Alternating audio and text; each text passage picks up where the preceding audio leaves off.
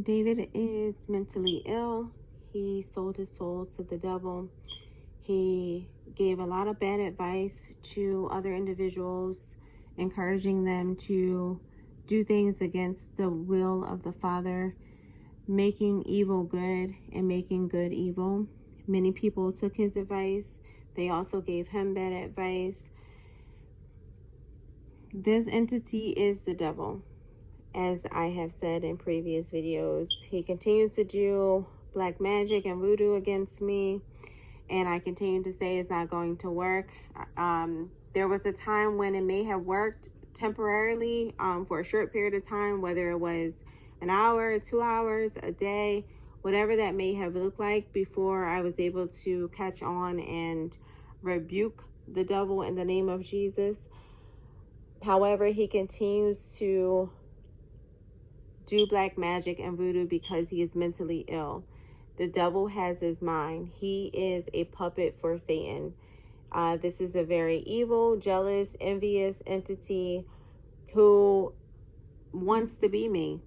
So he wants to he wants to be like me, yet he hates me, and he tries to set stumbling blocks for me to fail or ditches for me to fall into.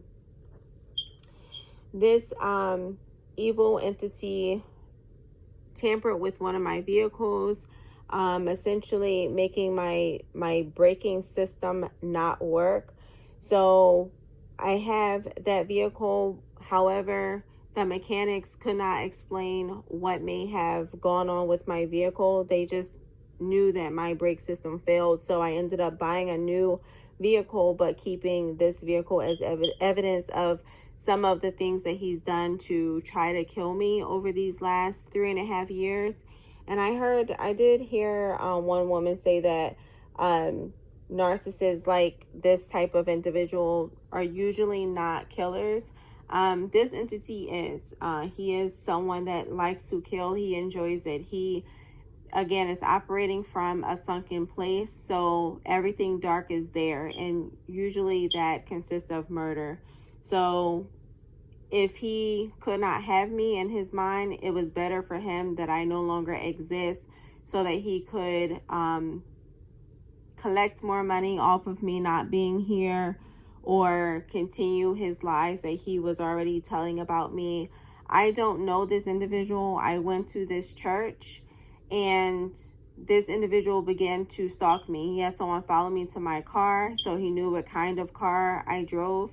He added devices to my vehicle. He got my address from filling out a note card or some sort of, it was like a paper that asks you for your name, address, phone number.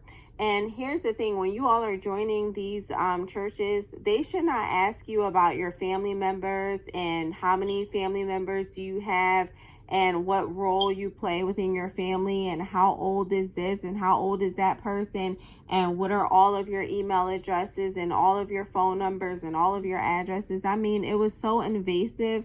And I remember seeing this. I didn't fill it all out, but the information that I gave him was enough, apparently, to break into my computer system, essentially, to break into my phones, to do all the things that he was doing. So be careful when you are signing up for things. Again, you could be signing up for a cult, but think that you're signing up for something that you actually believe in. So if it's whatever your beliefs are, okay, whatever your beliefs are, be sure that that institution that you're signing up with is in agreement with what your beliefs are. It doesn't matter what they are, but you just don't want to sign up for something that is contrary to what you actually stand for. So that's the issue. And so I just wanted to throw that in there, that any institution that's asking for so much and is not warranted, but they're asking for these they're asking for information that is over and above what they would need. So it's not a doctor's appointment. They should not ask all this history, all this familial history about you, about your family. It doesn't make sense. But in hindsight, you could see how this is the way that this entity functions, where he gets into people's family and he do all kinds of things. Some I cannot mention now because it's a part of my case here, but he do all kinds of things. And the information that I have mentioned now and even before is not information that would affect my case. Is enough information to put the information out there that God wants to share about this entity, because David has gotten away with doing these kinds of things, stealing money from people, having crooked business practices, just having corruption throughout this institution, calling it a church, saying that it's coming in the name of God. It is not. It is coming in the devil, and God, Father in heaven, is sick of it. He wants this information out, and any information that has attempted to come out before has just been deleted or erased or somehow blocked from getting into the hands of people that really need this information, people that really research this entity and they can't find it. It's because he's manipulating the system to remove that information. But there is at least one or two people that will hear this information and they will share whatever it is that they need to share. Whatever God whispers in their ear to share, then so be it, because I am on a mission for him and no one else. So I'm here to do his work. So it doesn't matter if I do this at 2 a.m., 4 a.m., 6 a.m., and I'm half asleep when I say it. I trust that whatever I'm saying is enough that someone who needs to hear it will take that information and do what they need to do with it. And at the end of the day, God gets the glory. And that's what it's all about. It's just ensuring that he's going to make sure that he gets the glory. And I surrender myself unto him, that he gets the glory out of my life. So this entity's desire has been to, again, steal and extract my light, anything that he could take from me to mask his darkness, so that he can continue to steal and take advantage of others, take advantage of me and others as well, and also be able to use others' identity to gain access into other companies or to gain friendships with other individuals that may have more church members, or that may be able to connect him with other people that he wants to know or have a desire to know, because he is a grandiose narcissist. He has several different personality disorders within him. Some consist of and you can research many of these disorders, and trust me, you will be able to see him in action and apply what you have learned about these mental disorders with what you've seen him openly do and or say. Schizophrenia, obsessive compulsive disorder, obviously narcissism, paranoia, histrionic, schizoid, just a plethora of different mental illnesses that you could just research on your own. But it's just important for me to share that no one who is mentally sane would go out of their way to place trackers on people's cars, will break into their phones, would create an entire story of how they're in a relationship with me in their head. So everything is playing out in their head how they want it to be. And these entities are pathological liars. They enjoy lying. They meditate daily on how to tell more lies to cover up the previous lies. So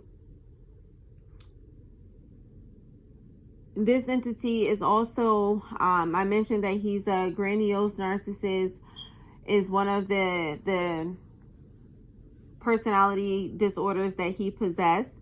This entity talks about being wealthy constantly and looks for ways to put people down that maybe they don't have as much money, but they are content, or perhaps they are actually poor and they do need money, or perhaps they live a different lifestyle. Perhaps they're not into grandiosity. Perhaps they enjoy living minimalistic and just enjoying, loving their family and just living in peace. They don't have to have, they don't have to be about the material things here on this earth, but their abundance is in their relationship with God and their spirituality. So this entity believed that, abundance is about how much money you have, or say that you have, or how many homes you own, or say that you own. But he doesn't understand that abundance for many individuals is about their relationship with the Father. That's what gives them peace, joy, happiness, love, unspeakable joy, and unconditional love. And those things are more valuable to many other people. And when you have those things, you attract exactly what you need in your life, okay, and to continue ascending in the things of God. So this entity actually don't have money. It has a drug, alcohol addiction, and is constantly robbing Peter to pay Paul. So on a consistent basis is looking for ways to steal, ways to borrow money or make promises to pay money back to others that it has borrowed from them, to cover other expenses. So essentially, this entity is not good with money, don't have money, speak about being rich, but they are not rich at all, which is why they had to steal money from me. And I'm confident that I am not the only one that was a victim of having money stolen from me by David Evans. So check your bank accounts on a daily basis. And if you recognize charges that sound familiar, perhaps it's something that you have purchased once before from a particular place, make sure that this new charge from that place is something that you've actually done. So do your research and investigate, which is what I've done, to the extent of actually getting cameras from the merchant that had a claim on my account that I had made a purchase. So I was actually able to secure footage that no one was in the store at the time that the purchase was made. Not the time that it posted to my account, but the time that the purchase was made. And that's just one. Again, I'm not sharing too much information. I have plenty more of information, which is enough to convict this mentally disturbed entity. So this entity, again, depended on my energy, depended on making money off me, making money off others, manipulating people to give money into its institution to support its drug and alcohol and prostitution habit, because it pays a lot of money to prostitutes. It pays a lot of money for drugs and alcohol, and it manipulates people to give a certain amount every quarter, and on a weekly basis. So this is how this entity talks about having a lot more than what they actually have. They don't have riches at all. They just talk about it.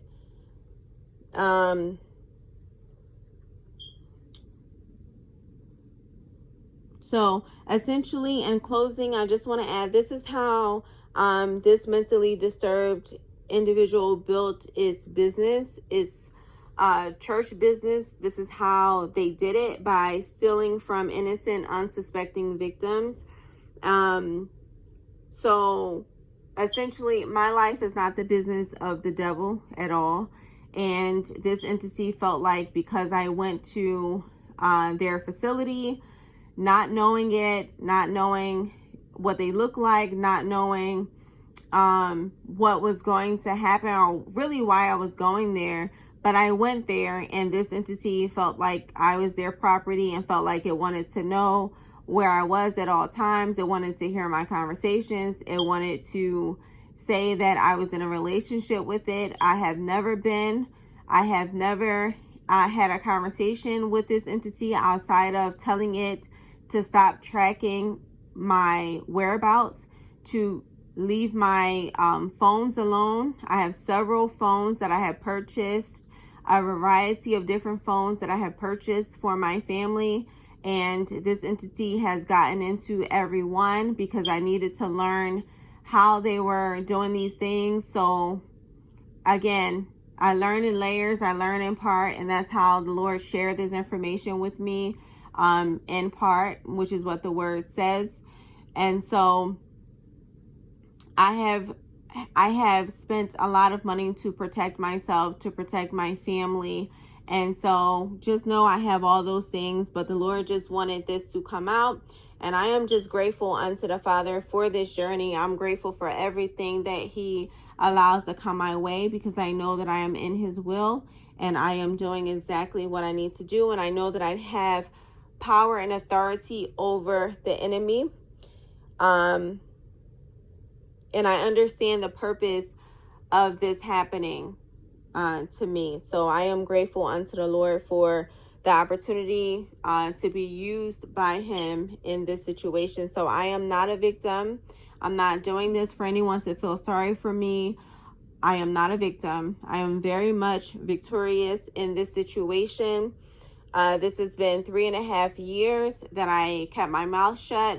Along the way, I was, again, getting police reports, going to court, doing different things on a legal aspect, but I have been fighting in the spirit, and I am victorious. I have been victorious because of the grace of God, and because He has used me for such a time as this to do what it is that He's asking me to do. So I just want to leave you with 2 scriptures, starting with, for anyone really that's suffering. And I also want to mention anyone that's suffering from mental illness, please get help if you can. I know many times when someone is suffering from mental illness, depending on the level of illness, they may not recognize that they even have a problem. Like this entity, this David, he has chosen the devil time and time again. He is a reprobate. So I know some people disagree with this, but he help going to a mental institution or medication really is not going to help him. He is very, very close to the devil. He's very close to the devil. That's where he gets anything that he needs. He goes to the devil for it. So I just want to say to anyone that's suffering from mental illness, and you know that you have an issue, please, I encourage you to go and seek help from a counselor, a therapist, a psychiatrist, a psychologist. They are different. They do have differences among the titles.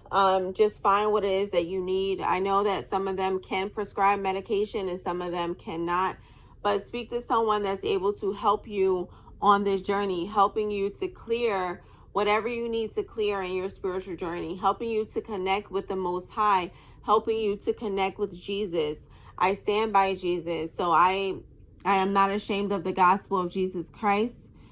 He is what has gotten me through this journey for these last few years that I have experienced this. So I am not ashamed of the gospel of Jesus Christ, and I will continue to speak on that as long as He sees fit for me to do just that. So with that being said, I just want to leave you with some encouragement. Those of you that are suffering from mental health issues and need some support, and if you have a Bible nearby, if you would just go to Psalms 91:2, it says, I will say of the Lord, He is my refuge, He is my fortress, my God, in Him will I trust.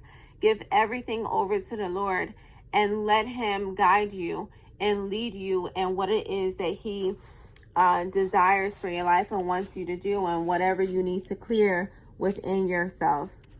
And then if you could go to Psalms 46, verse 1-3, it says, God is our refuge and our strength, a very present help in trouble. Therefore will not we fear, though the earth be removed, and though the mountains be carried into the midst of the sea, though the waters thereof roar and be troubled, though the mountains shake with the swelling thereof. Selah. So yes, praise God, the Most High, for He is great in all that He does, and He will give you the information that you need. So again, I love you. I thank you for taking the time to listen to me today, and I will continue to just come forward and share what has happened to me in this journey. So thank you, and I'll speak with you soon.